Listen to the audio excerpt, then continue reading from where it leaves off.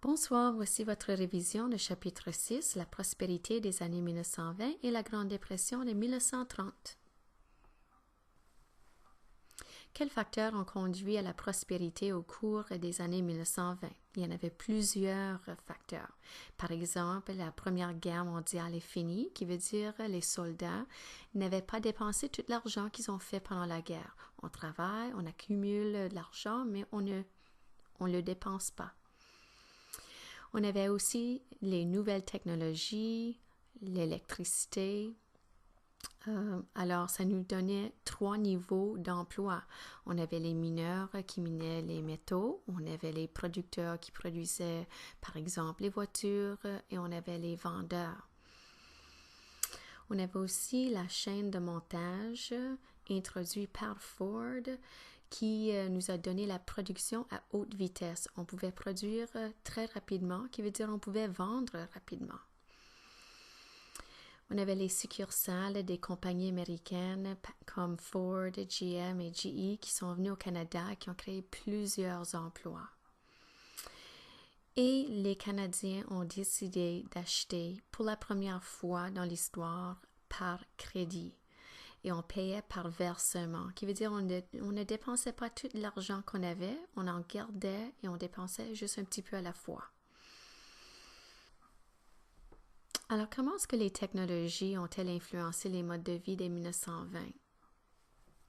Ça nous a aidé à donner beaucoup de temps de liberté, surtout pour les femmes. Exemple, on a le fer. Alors, avant, on devait réchauffer toute la maison, c'est-à-dire aller chercher du bois dehors, couper notre bois, le mettre dans le poêle à bois, réchauffer toute la maison, l'été comme l'hiver, juste pour repasser les vêtements. Maintenant, avec la nouvelle technologie des 1920, on a le fer électrique.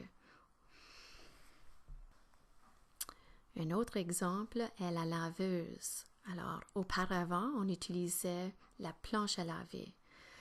On trempait les vêtements dans l'eau savonneuse et on utilisait la planche à laver qui prenait beaucoup de temps et beaucoup d'énergie.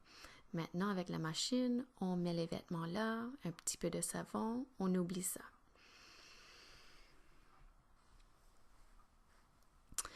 Comment est-ce que les Premières Nations ont été traitées durant les années 1920? Les enfants ont été déracinés.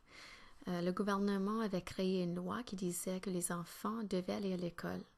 Mais pour les Premières Nations, ils devaient aller à l'école soit de jour ou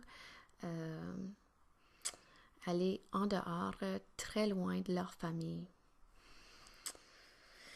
Là, on voulait vraiment les assimiler ou en outre leur montrer comment être un bon Canadien.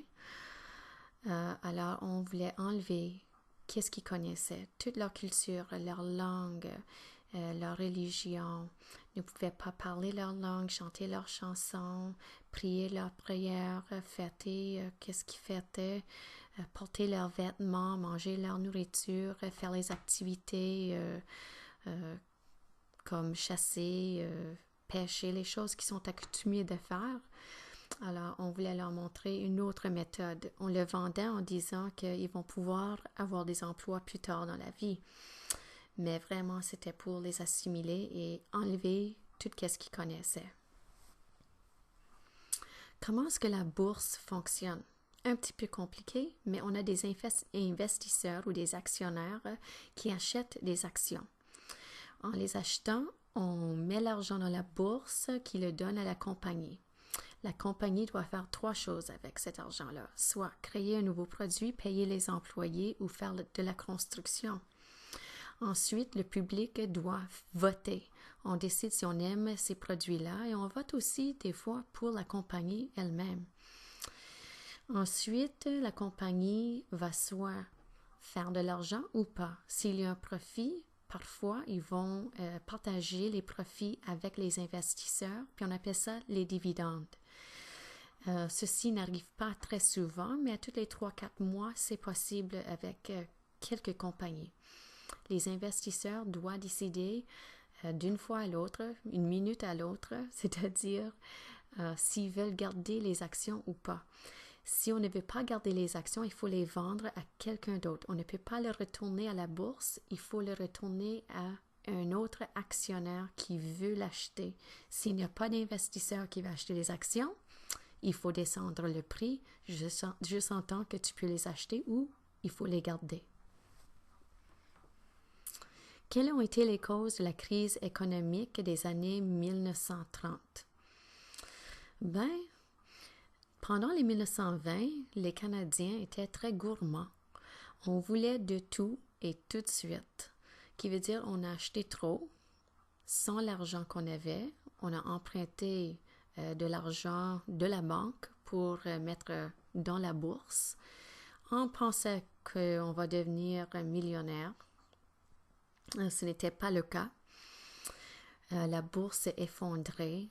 Les gens n'ont pas payé leurs dettes, n'ont pas payé leur crédit. Les gens ont perdu les emplois parce qu'il y a des compagnies qui ont dû reculer ou même fermer leurs portes. Toutes les belles compagnies américaines qui sont venues au Canada ont retourné aux États-Unis.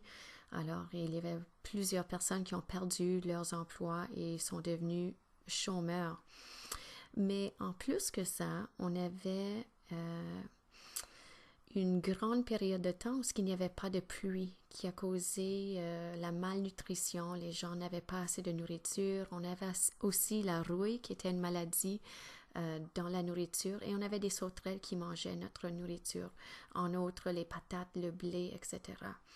Alors, pour cette raison-là, on était en crise. N'oublie pas, le blé était numéro 1 pour le Canada pour exporter et pour nos ventes juste au Canada. Alors ça, c'est la crise économique. Je vous souhaite la bonne chance et à demain.